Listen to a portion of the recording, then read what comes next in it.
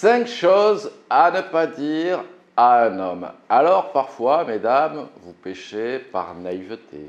Parfois, vous péchez également parce que vous dites, je vais tout dire à cet homme, comme ça il me prend comme je suis. Mon authenticité va lui plaire. Malheureusement, il y a des choses à ne pas dire à un homme, notamment en début de relation. Parce que ce que vous avez du mal à comprendre, c'est que cet homme va vous tester, cet homme va vérifier vos compatibilités, et le fait de tout dire en début d'interaction risque de le faire fuir puisqu'il ne vous connaît à peine. Son niveau d'intérêt repose uniquement à l'heure actuelle sur de l'attraction et du désir. Ne me dites pas que cet homme est sous votre charme ou que cet homme vous aime alors qu'il ne vous connaît à peine, alors que vous n'avez pas fait encore 10 rendez-vous ensemble. Alors, avant de voir ces 5 choses qu'il ne faut pas dire à un homme, je vous propose de vous abonner à ma chaîne, comme ça vous recevrez toutes mes vidéos, et de mettre le petit pouce en l'air qui fait toujours plaisir. La première chose qu'il ne faut pas dire à un homme, c'est le nombre de partenaires, mesdames.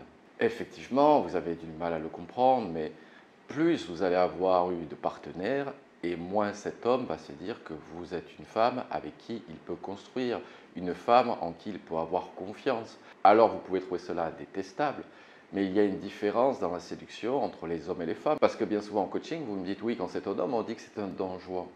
Mais la différence entre vous et un homme, mesdames, c'est qu'un homme, pour avoir une multitude de partenaires, doit s'employer, doit être actif, doit correspondre aux critères féminins.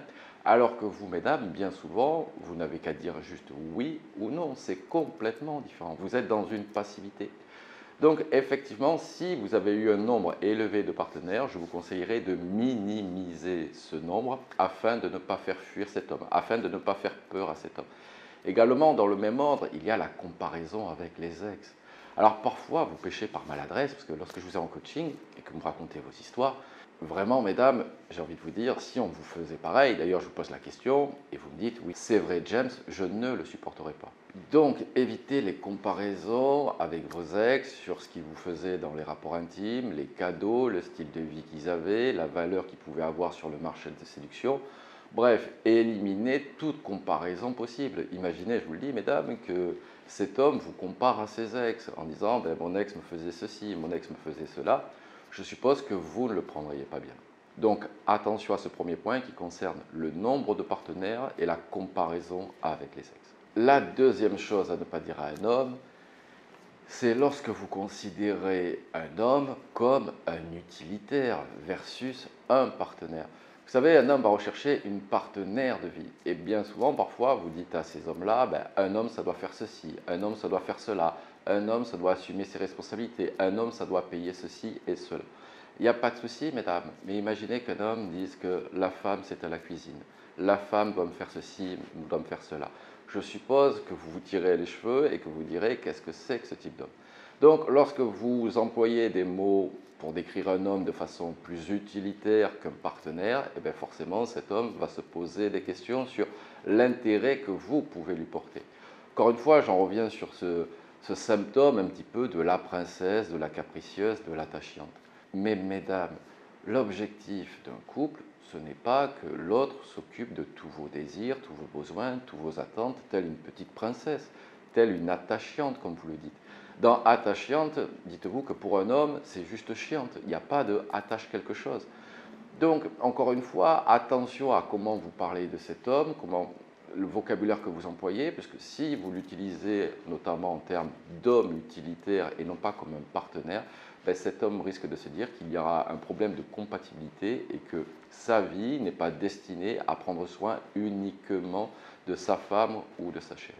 Je fais une petite parenthèse, avoir des exigences est tout à fait normal dans son couple. Mais dites-vous également, est-ce que vous apportez la réciprocité? Qu'est-ce que vous apportez également à cet homme? Parce que si cet homme vous utilisez comme une femme utilitaire, je suis sûr que vous ne le prendriez pas bien. Une autre chose à ne pas dire à un homme, c'est concernant vos doutes sur la relation et ce que vous allez dire également à l'extérieur. Premier point, c'est que les problèmes de couple se règlent toujours à l'intérieur du couple. Donc, n'allez pas chercher des avis extérieurs pour régler vos problèmes à l'intérieur d'un couple. À la rigueur, que vous en parliez, que vous demandez un avis à une copine ou à un copain, ça passe. Mais lorsque tout le monde est au courant, sauf votre homme, je peux vous dire que ça va amener des frictions ou des problématiques dans le couple. Mais lorsque, mesdames, vous avez des doutes sur la relation et que vous en parlez à cet homme, la problématique, c'est qu'il risque de s'éloigner, il risque de se braquer. Au lieu de vouloir trouver une solution ensemble, ben, ça va faire tout l'effet inverse. Cet homme va commencer à se dire que peut-être la relation va bientôt se terminer et donc va potentiellement chercher une porte de sortie. Au lieu de parler de vos doutes, vous pouvez parler par contre de vos attentes, vos envies et vos besoins. Souvent, je vous dis avec le parce que. J'aimerais qu'on aille se faire un restaurant parce que ça fait longtemps qu'on n'en a pas fait. Et puis j'aimerais qu'on se retrouve tous les deux parce qu'on est complices, parce qu'on rigole bien ensemble. Avec le pouvoir du parce que, vous n'allez pas forcer cet homme, mais cet homme va comprendre que ce besoin-là, eh bien, il n'est pas uniquement pour vous faire plaisir, mais il est pour vous faire plaisir à tous les deux. Et ça, c'est très important. Par contre, lorsque vous mentionnez les doutes, je vous le dis, cet homme risque de se braquer, risque de se fermer. Et malheureusement, au lieu que votre couple fasse un bond en avant, il fera un pas en arrière. Donc, parler de ses attentes, ses envies, ses besoins, oui, de façon non violente, sans reproche, sans dire on ne fait jamais rien, etc. Expliquez votre envie en le justifiant par un parce que. Et je suis sûr que cet homme sera d'accord pour que vous vous fassiez plaisir ensemble. La quatrième chose à ne pas dire à un homme, et ça parfois vous avez du mal à le comprendre en coaching, c'est tout ce qui est reproche, dévalorisation, critique. Mesdames, alors, bien souvent par maladresse, je dirais par maladresse, bien souvent parce que vous êtes maternante ou contrôlante, mais disons par maladresse. Un homme va faire des efforts et vous allez trouver toujours le petit détail qui ne va pas, parce qu'il n'a pas fait comme vous, parce que ça n'a pas été fait lorsque vous en aviez envie. Lorsque vous faites ça, vous tuez toute envie à un homme de faire des efforts pour vous. Je vous assure, c'est ça que vous avez du mal à comprendre, c'est au lieu de le féliciter, au lieu de le valoriser pour ce qui a été fait, ben, vous allez le dévaloriser ou le critiquer pour le petit détail qu'il n'a pas fait, pour la chose qu'il n'a pas faite, comment vous en aviez envie. Je vous raconte une anecdote, j'ai une coachée qui me disait, avec mon mec, on se prend toujours la tête parce qu'il plie mal les serviettes. Et je lui ai demandé de m'expliquer, elle me disait qu'elle les roulait en rond et lui en carré. La problématique, c'est qu'il pliait les serviettes, mais pas comme elle le souhaitait. Et vous vous imaginez qu'à travers ces critiques, eh ben cet homme, il arrêtait tous ses efforts et il trouvait sa nana qui était chiante. Finalement, ce que vous ne comprenez pas, c'est que ça ne fait pas avancer votre couple. Ça vous fait passer pour la chieuse de service, la maman de service, le côté maternant contrôlant. Et lorsque vous faites ça, finalement, un homme va avoir qu'une seule envie, c'est d'en partir. Parce que si l'atmosphère du couple est pesante, si l'atmosphère du couple, il n'y a que des reproches, de la dévalorisation, des critiques, je peux vous dire que cet homme va avoir qu'une seule envie, c'est sortir de cette atmosphère. Donc je ne dis pas qu'il ne faut jamais critiquer, mais parfois, mesdames, faites attention à votre maladresse parce que des fois, les hommes font des efforts et vous ne voyez encore une fois que le petit détail qu'ils n'ont pas fait ou qu'ils n'ont pas fait dans la manière dont vous souhaitez. Encore une fois, lorsque vous faites une critique ou un reproche à un homme, justifiez-le par le parce que.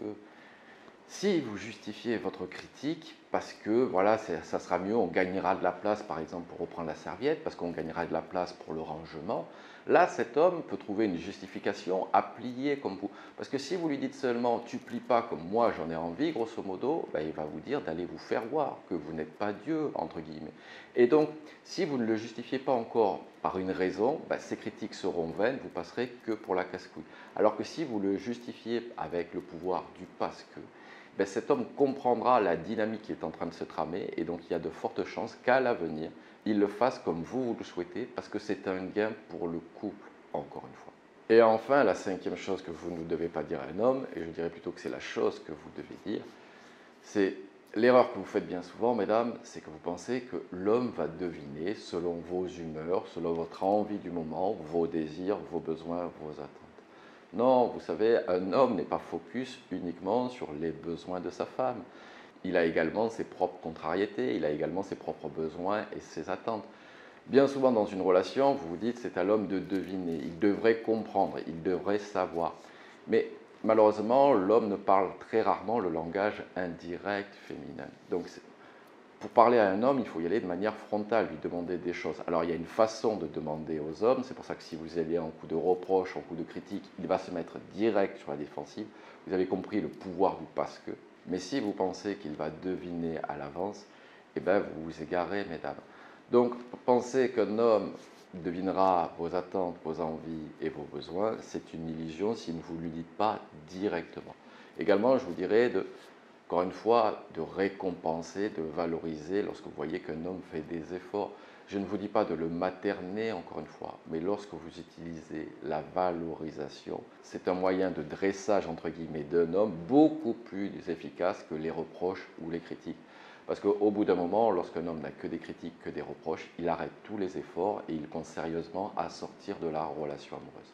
Donc, dites-lui les choses directement avec le pouvoir du parce que et vous verrez que vous résoudrez pas mal de vos incompréhensions dans la communication avec cet homme.